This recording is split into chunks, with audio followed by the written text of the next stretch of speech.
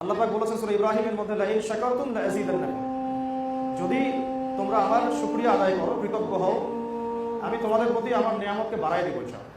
সুবহানাল্লাহ।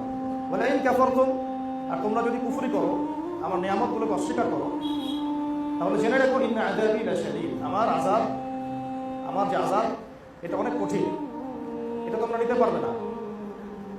সর্বপ্রথম যে নিয়ামতটা আমরা আজকে ভুলে গেছি সেটা হলো আল্লাহ পাক আমাদেরকে মুসলিম পরিবারে জন্মগ্রহণ করার তৌফিক দিয়েছে।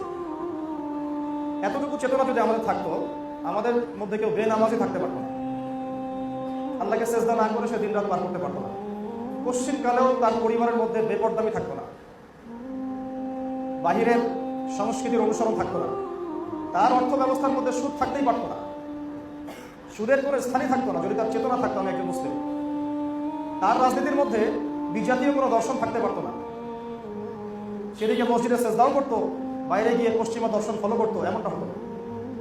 সে আল্লাহ পাকের জমিন আল্লাহর খলিফা হওয়ার চেষ্টা করতো, আল্লাহর জমিনে আল্লাহর খলিফা হওয়ার চেষ্টা করতো, কারণ এই উদ্দেশ্যে আমাদেরকে সৃষ্টি করা হয়েছে। স্মরণ করেন সূরা বাকারার শুরুর দিকে পড়েছেন রমজান মাসে, ওয়াইয ক্বালা রাব্বুকা লিল মালায়েকা ইন্নী জাঈলুন ফিল আরদি খলিফা।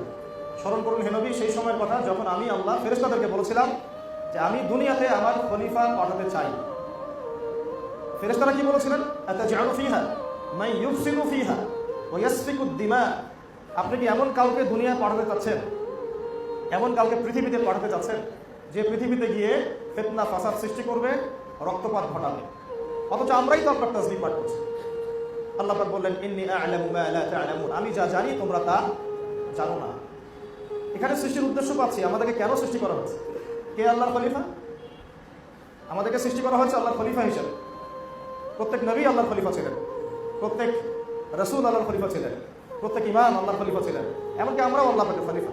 তো খলিফার অনেক দায়িত্ব, তার মধ্যে একটা অন্যতম দায়িত্ব হচ্ছে সে দুনিয়াতে তার রবের বিধান মোতাবেক চলবে, তার পরিবার চালাবে, তার সমাজ চালাবে, তার সামর্থ্য থাকলে রাষ্ট্র চালাবে, বিশ্ব চালাবে।